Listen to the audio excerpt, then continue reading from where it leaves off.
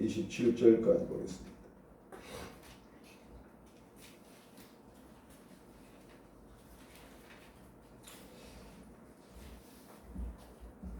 민수기 6장 22절로 27절까지 제가 봉독에 올립니다. 여호와께서 모세에게 말씀하여 이르시되 아론과 그의 아들들에게 말하여 이르기를 너희는 이스라엘 자손을 위하여 이렇게 축복하여 이르되 여호와는 내게 복을 주시고 너를 지키시기를 원하며 여호와는 그의 얼굴을 내게 비추사 은혜 베푸시기를 원하며 여호와는 그의 얼굴을 내게로 향하여 드사 평강 주시기를 원하노라 할지니라 하라. 그들은 이같이 내 이름으로 이스라엘 자손에게 축복할지니 내가 그들에게 복을 주리라. 아멘. 수술대에 중병을 앓고 수술하지 아니하면 안 되는 아들이 누워 있습니다. 두려움에 차 있는 아들의 눈빛을 바라보는 아버지의 마음은 힘겹기가 너무 힘듭니다. 원망스럽게 아들은 아버지를 향하여서 이 수술대에서 내려오면 안 되겠습니까? 하는 표현을 하고 있습니다. 그러나 아들을 향한 아버지는 참으로 그 일을 마다할 수 없어서 수술을 시키는 것을 보게 됩니다. 그 수술대의 아픔은 그 아들을 치료하기 때문입니다. 아버지의 마음을 잘 알지 못한 아들은 원망스럽기 짝이 없습니다. 이 고통의 순간을 아버지는 왜 내게 이 수술을 하라고 수술대에 올려놓는지 모르겠다. 이것은 아버지의 마음을 모를 때까지는 그 아들은 계속하여 원망 불평할 수밖에 없을 것입니다. 그러나 아버지의 마음을 알 때는 그것이 아버지가 나를 사랑하는 이유요 결과라는 사실을 깨닫게 될 것입니다. 신앙생활은 하나님 아버지의 마음을 알 때부터 출발한다. 저는 그렇게 생각이 되어집니다. 신앙의 연조나 직분이 신앙생활을 잘한다는 보장은 절대 없습니다. 내가 하나님 아버지의 마음을 알고 있는가? 그 사람이 드려지는 예배가 달라질 수밖에 없습니다. 그 사람이 드리는 기도가 달라질 수밖에 없고 그 사람이 세상을 향하여 신앙생활의 삶이 달라질 수밖에 없다는 사실입니다. 성경은 하나님의 그 마음을 우리에게 많이 전해주고 있습니다. 하나님의 마음을 오늘 신명기 6장 24절에는 여호와께서 우리에게 이 모든 규례를 지키라 명령하셨으니 이는 우리가 우리 하나님 여호와를 경외하며 항상 복을 누리게 하기 위함이라. 항상 복받고 살기를 원하여 우리에게 주신 규례, 율법, 윤례라는 거죠. 우리에게 무관심을 지게 하기 위하여 하나님이 우리에게 명령하신 게 아니라 우리가 항상 복을 받기 위하여 하나님이 우리에게 주신 그 윤례와 법도라는 사실. 하나님의 마음을 모를 때는 왜 이렇게 무거운 짐을 우리에게 맡깁니까? 우리가 정말 주님 앞에 와서 아무렇게나 살아도 복을 주시면 좋지. 왜 이렇게 윤례와 법도를 가르치고 지키라고 하십니까? 신명기 1장 11절에 보면 너희 조상의 하나님 여호와께서 너희를 현재보다 1000배나 많게 하시며 현재의 우리의 모습보다 1000배나 더 많이 복 주시기를 원하는 게 하나님의 마음이에요. 십계명을 잘 보면 우리가 우상을 섬기고 하나님 앞에 합당치 못한 삶을 살 때는 3, 4대의 저주를 받는다고 했어요. 그러나 우리가 하나님을 잘 섬기고 믿음대로 살면 1000대에 이르는 복을 준다. 그것은 하나님이 얼마나 우리를 향하여 저주하시기보다는 저주는 3, 4대. 그러나 복을 주시기 위하면 1000대에 이르기 복을 주신다는 것은 무한정 복을 주시고자 하는 하나님 아버지의 마음을 우리에게 소개하는 것이라고 보게 되는 거죠. 오늘 우리는 시편 30편 11절에 보면 주께서 나의 슬픔이 변하여 내게 춤이 되게 하시며 나의 베옷을 벗기고 기쁨으로 띠우셨도다 그랬습니다. 우리 슬픔의 옷을 벗기기를 원합니다.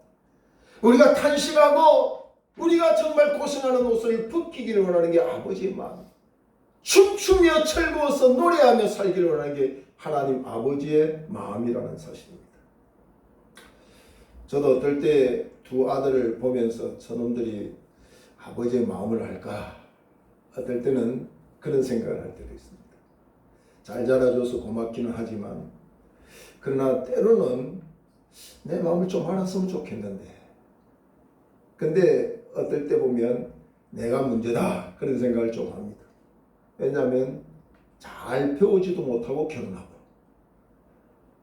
부부가 뭔지도 모르고 결혼하고, 아버지가 뭔 줄 모르고 아이를 키웠고, 이렇게 되다 보니까 참 좀 더 배우고 알고 결혼하고 아이를 양육하고 아버지가 되었더라면 더 좋은 아버지, 더 좋은 부부로 세워질 텐데 하는 아쉬움이 있었습니다.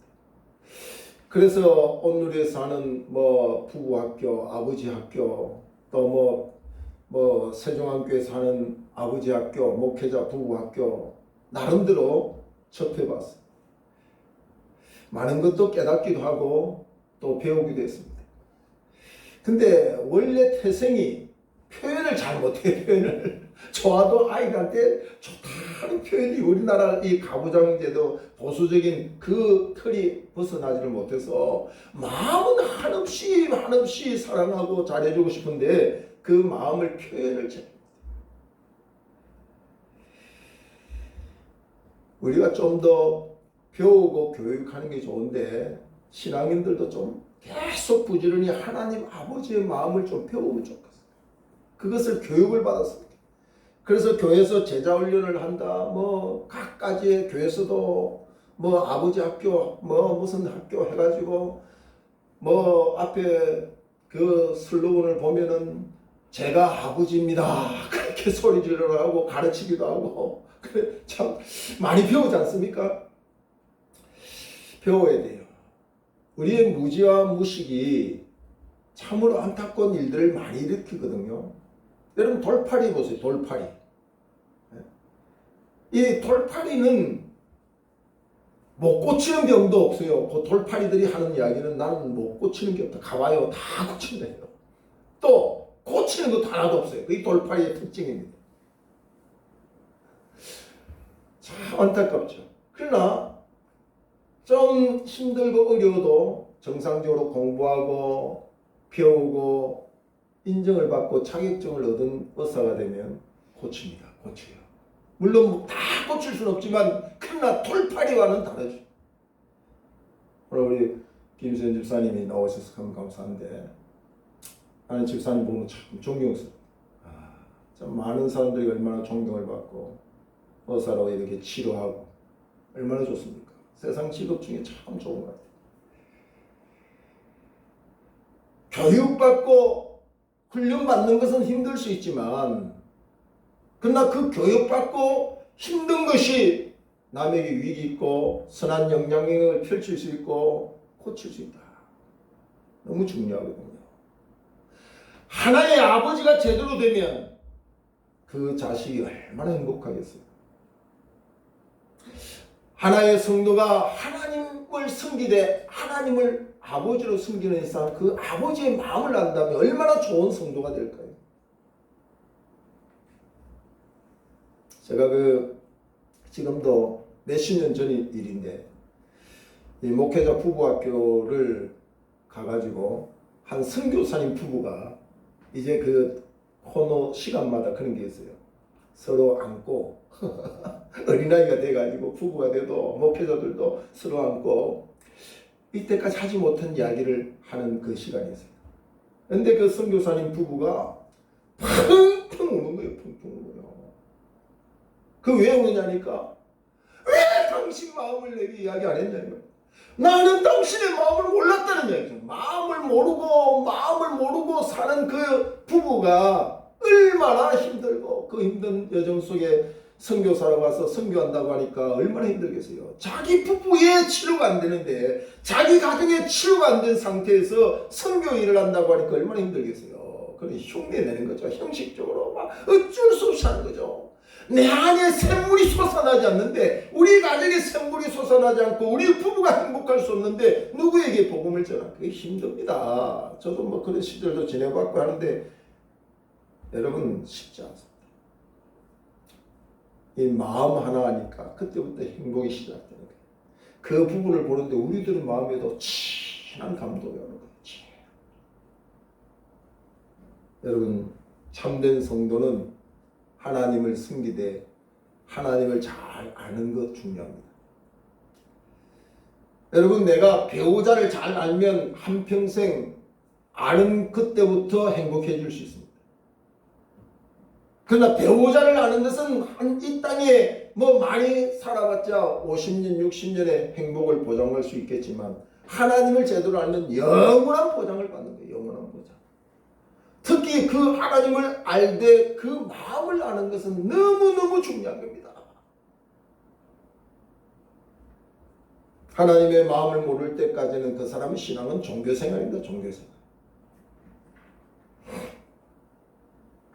제가 잘 아는 교회는 교회가 크지를 않는데 아주 부한 사람들이 거기 나와요.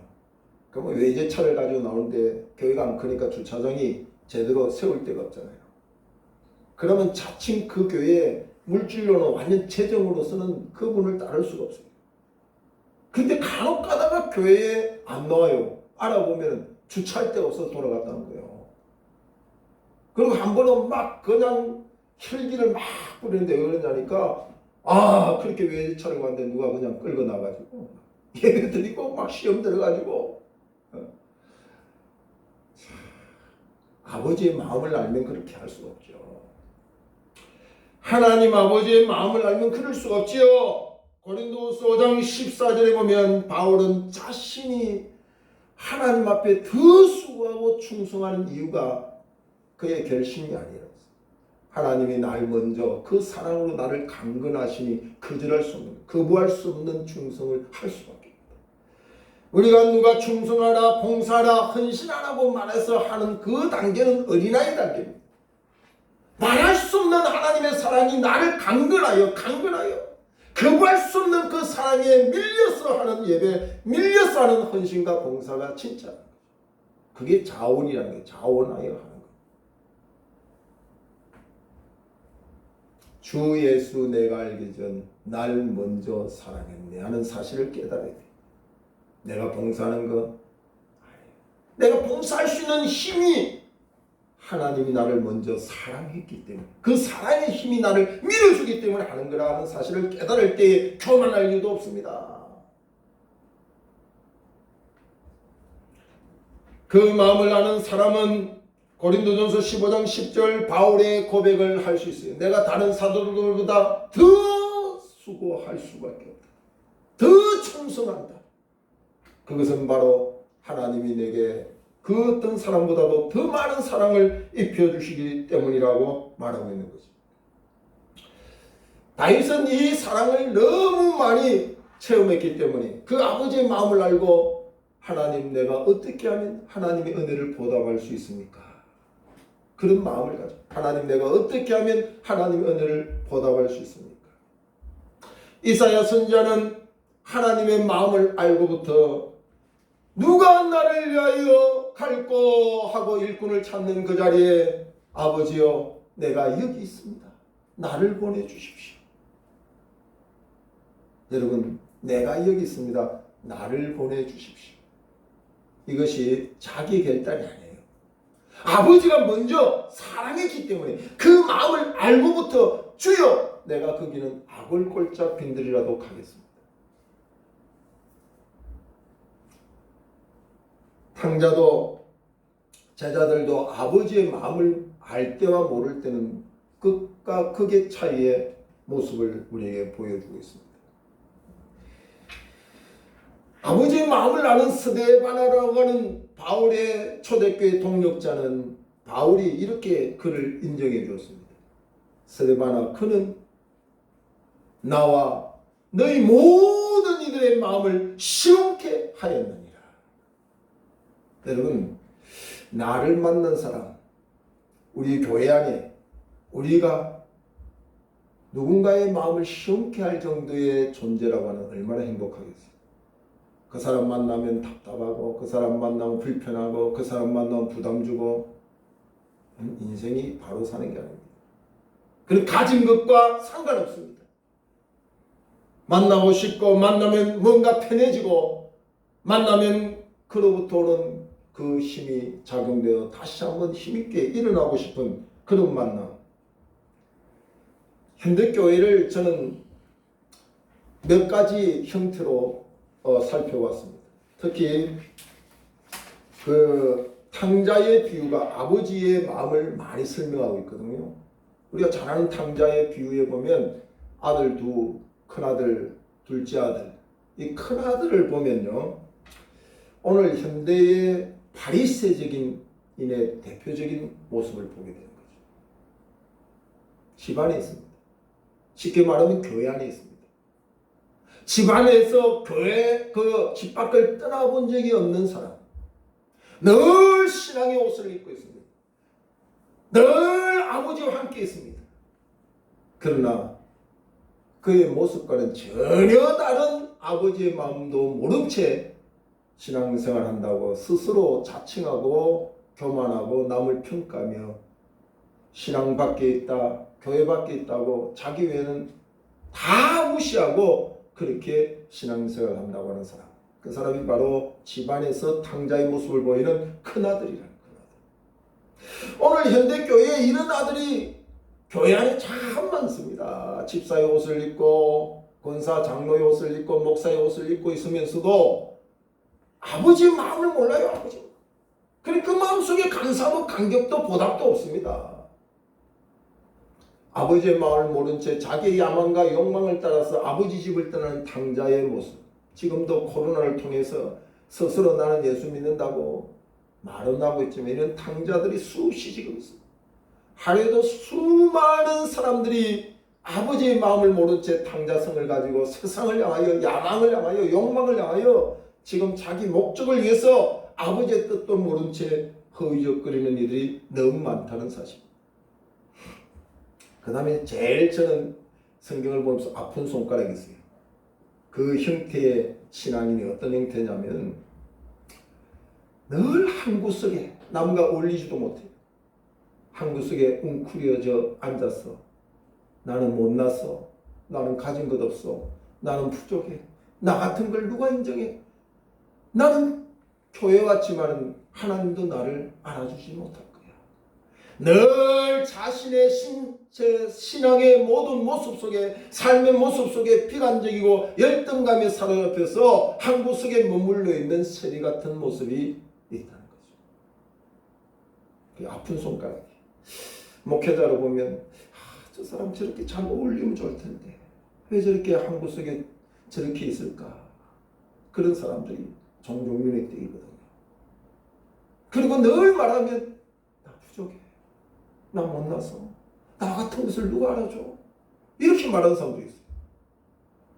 아버지의 마음을 모르는 건 큰아들이나 둘째 아들이나 셋이나 다 아버지의 마음을 모르는 거예요. 아버지의 마음. 오늘 이 시대에 많은 사람들이 다 이런 모습을 가지고 있다 하면 하나님 아버지의 마음이 얼마나 힘들겠습니까? 나는 어떤 분류에 속해 있습니까? 다행히 이 세 분류의 사람이 아니면 너무너무 감사하겠죠. 여러분, 탕자의 모습으로 아버지의 품을 뛰쳐나가 허랑방탕하여 모든 걸 탕진하고 냄새나는 옷, 정말 짐승도 제대로 먹지 않는 그 지업 열매를 훔쳐다 먹는 이렇게 참으로 못난 인생으로 돌아오지만 그 아버지는 변함이 없었어요. 그게 아버지 마음.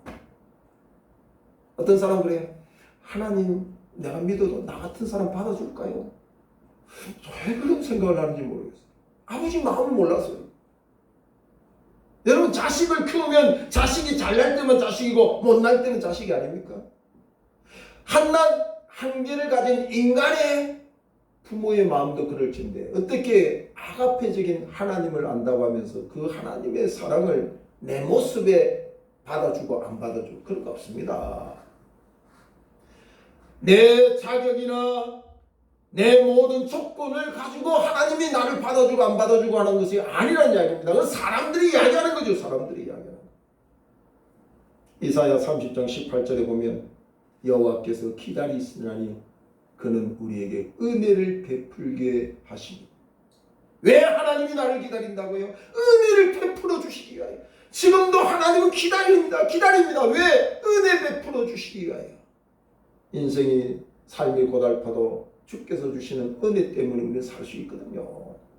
살 수 있는 능력이 은혜 때문에 살 수 있기 때문에 하나님은 우리에게 은혜 베풀기 위하여 지금도 기다려요. 그래서 예배드리라, 기도해라.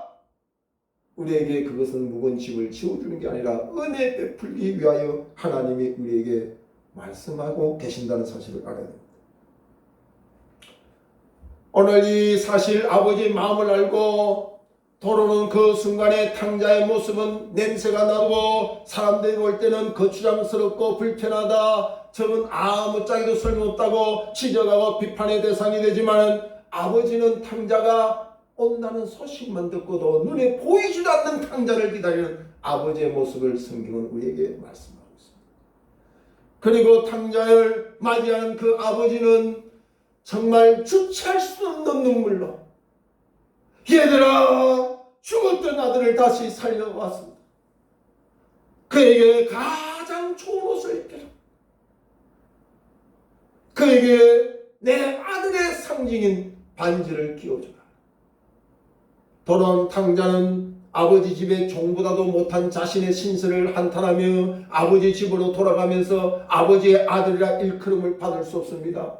저는 아버지의 종이라도 줬으니까 받아주세요. 아버지는 아니다. 네가 어떤 모습으로 내게 왔을지라도 너는 내 아들이다 하는 말씀을 하고 계시는 거죠. 그래서 가장 좋은 옷을 입혀주시고 가락지를 끼워주시고 노예나 종이나 그 당시에 많은 노예들에게 신을 신기지 않았습니다. 그러나 신분이 노예가 아니기 때문에 내 지금의 모습은 노예나 종의 모습이지만 내 아들이 너는 신을 신어요. 신발을 신겨주시는 거예요. 그리고 이 놀란 은혜, 이 감사, 이 기쁨을 주체할 수 없었어. 온 이웃의 사람들을 불러놓고 송아지를 잡고 잔치를 배설하는 거예요. 죽었던 내 아들 살아왔습니다. 세상에 오늘같이 기쁜 날이 없습니다. 나는 너무너무 기쁩니다. 아버지의 마음이 아버지. 성경은 이 아버지의 마음을 소개하려고 탕자의 비유도 소개하지만 드라크마라고 하는 그 물질을 잃어버려서 물질을 찾겠다고 애타게 하는 그 모습을 그려주는 거예요. 아버지의 마음. 이런 자식, 세상에서 못났다, 못생겼다고 가슴 아파하는 그 자식이라도 잃어버리면 찾고자 하는 그 간절함을 보여주는 거죠. 이런 양을 찾는 아버지의 마음을 성경은 가르쳐주고 있지 않습니까? 이런 양 키우던 사람이 이런 양 찾을 때 어떤 심정이겠어요? 그리고 그 양을 찾고는 너무너무 기뻐서 어깨에 메고 춤을 추면서 내려오는 그 목자의 마음을, 아버지의 마음을 우리에게 소개하고 있어요. 저도 여러분도 이 코로나 시대지만 아버지의 마음을 아는 기회가 더 좋습니다. 이 어려울 때일수록 진짜 성도에게는 아버지의 마음이 뭔지를 알게 되는 거죠. 하나님 아버지가 나를 얼마나 사랑하는지 거기서 나의 자존감이 세워지는 거예요. 왜 열등과 왜 남과 비교해서 시험 듭니까? 아버지의 마음을 몰라서 그래요. 아버지의 마음. 너는 보배롭고 존귀한 자다. 세상의 모든 것을 버려서라도 나는 너를 살 수밖에 없는, 내 몸을 찢기어 피를 흘려서라도 너는 내 아들이다. 그것이 아버지의 마음이에요. 청량할 수 없는 아버지의 마음이 오늘 우리를 하나님의 사람 노릇하게 하는 거예요. 종보다도 못한 삶을 살고 있는 사람들, 더 이상 그렇게 살면 안 돼요. 탕자의 삶은 종보다도 더 못한 삶을 살았던 것이. 그러나 아버지께로 나올 때 그는 세상에서 이해할 수 없는, 자기가 상상도 할 수 없는 하나님의 사랑을 입는 것을 우리가 보게 되는 거죠. 오늘 본문에 구체적으로 아버지의 마음을 이렇게 소개를 하고 있습니다. 23절로부터 보면 아론과 그의 아들들에게 말하여 이르기를 너는 이스라엘 자손을 위하여 이렇게 축복하여 이르되 아버지의 마음입니다. 여호와는 내게 복을 주시고 너를 지키시기를 원하며 아버지는 우리에게 복을 주시고 지켜주시기를 원하며 여호와는 그의 얼굴을 내게 비추사 은혜 베푸시기를 원하며 여호와는 그의 얼굴을 내게로 향하여 드사 평강 주시기를 원하노라. 오늘 여기서 반복적으로 매 구절마다 나오는 단어가 있습니다. 원하며 원하고 원하노라. 여러분 어떻게 이 단어를 씁니까? 이 간절함을 표현할 길이 이보다 더 없다는 거죠. 원하고 원하노라. 뭘 원한다고요? 복 받아라. 내가 너를 지켜주기를 원하노라. 내가 너에게 은혜 베풀기를 원하노라. 내가 너에게 평강 주시기를 원하노라. 원하노라. 오늘 아버지의 마음이 이 예배 시간에 여러분에게 충만하기를 주의 이름으로 축원합니다. 아버지의 마음이 우리 속에 와야 돼요. 이 마음이 아버지의 마음으로 하나님은 마음껏 우리에게 복을 빌어주기를 원하지만 이것으로 끝나지 않습니다. 명령합니다. 명령. 이 마음을 전달해라. 22절에 여호와께서 모세에게 말씀하여 이르시되 아론과 그의 아들들에게 말하여 이르기를 너희는 이스라엘 자손을 위하여 이렇게 축복하여 이르되. 이 말은 무슨 말입니까? 내 마음을 나도 전하지만 주의 종된 자들이여 아론과 아론의 자손은 제사장들입니다. 너희들의 사명이 뭐냐? 너희들의 사명은 내 아들들에게 복을 빌어라.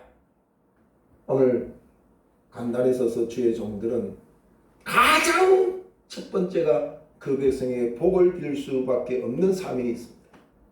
때로는 책망도 하겠지만 그러나 가장 먼저가 이 강단에서 복을 비는 일들이 먼저 선행되어져야 그 교회가 아름다워집니다. 하나님의 마음이거든. 어떤 방법 어떤 모양이든지 주의 종들은 하나님의 마음을 전달하는데 하나님이 얼마나 사랑하는지를 전해줘야 돼요. 하나님의 마음. 그리고 그 마음으로 축복해야 돼요. 그리고 가정의 제사장으로 된 우리 부모들도 늘 자녀를 위하여 손들고 축복해 줘야 돼요. 그게 아버지의 마음을 감당하는 부모의 마음. 부모들이 자식에게 축복을 안 빌면 누가 빌겠어요? 부모가 빌어줘야 돼요. 그게 하나님이 우리를 향한 사명입니다.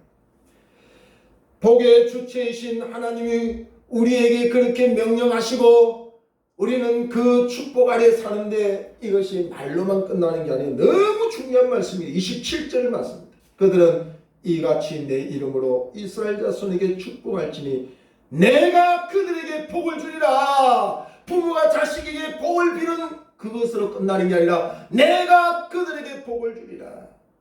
부모가 무슨 복 줄 자격이 있고 능력이 있습니까? 주의 종이 무슨 복을 줄 만한 능력이 있습니까? 너는 빌기만 해라. 빌면 복은 내가 주리라. 참 멋있는 말씀이죠. 이렇게 보증 변함없이 약속은 천하가 다 없어져도 지키는 그 아버지 하나님이 우리를 향하여 주신 그 약속을 믿는다면 왜 복을 못 빌겠어요? 복을 비세요. 자녀를 위해서 복을 비세요. 그 복을 빌면 복을 비는 것으로 끝나지 않아요. 하나님이 보증해 준다. 반드시 네 자손을 복을 주겠다. 얼마나 아름다운 말씀인지 모릅니다.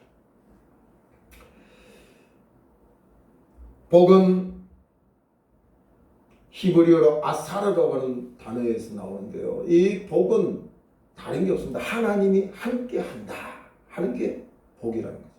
왜냐하면 복의 주체가 다른 곳에 있는 게 아니라 하나님이기 때문에. 하나님으로부터 오지 않는 것은 진짜 복이 아니에요. 그건 잠깐 복인 것처럼 흉내낼 뿐이지 진짜 복이 아니에요. 하나님이 우리에게 주신 복은 영원합니다. 환경을 초월하여 복이 되는 것이죠. 그래서 하나님이 함께 하는 것이 복인데 그 말은 하나님이 함께하는 집이 복이 되는 거예요. 하나님이 함께하는 일터가 복이 되고 하나님이 함께하는 교회가 복이 되는 거죠. 하나님이 함께 하였더니 요셉이 그 하는 일이 형통했다. 성경 다 하나님이 함께하는 자의 복을 이야기해. 히스기야가 하나님과 함께하니 그의 일이 형통하더라. 다 하나님이 함께한 자들의 감정입니다. 여러분, 베다니는 슬픔의 집입니다. 나사로가 죽어서 온 가정이 슬픔이 밀려와서 걷잡을 수 없는 가운데 주님이 오셔서 베다니의 슬픔을 걷어치고 그리고 세상에서 알지 못한 큰 기쁨으로 그 가정을 만드는데 하나님이 함께하면, 주께서 함께하면 슬픔도 걷어내고 기쁨을 주십니다. 이 복을 우리는 빌라라는 거죠. 비는 것은 내 사명이지만 그 응답은 하나님이 책임진다. 얼마나 놀라운 말씀입니다. 오늘도 한쪽 구석에 웅크려져 있는 형제가 없습니까? 우리의 자식이 없습니까? 내 모양은 그렇지 않습니까?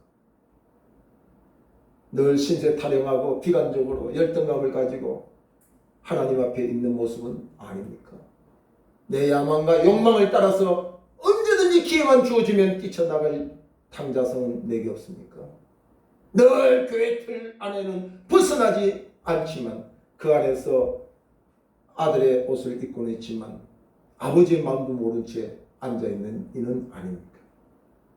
아버지의 마음을 우리부터 이 마음을 우리는 전해줘야 돼. 그래서 많은 이들이 아버지의 마음으로 그 마음을 깨닫고 자원하여 그 사랑에 강건하여 아들의 모습으로 이 땅을 변화시키는 데에 쓸 수 있기를 간절히 바랍니다. 기도하겠습니다. 하나님 고맙습니다.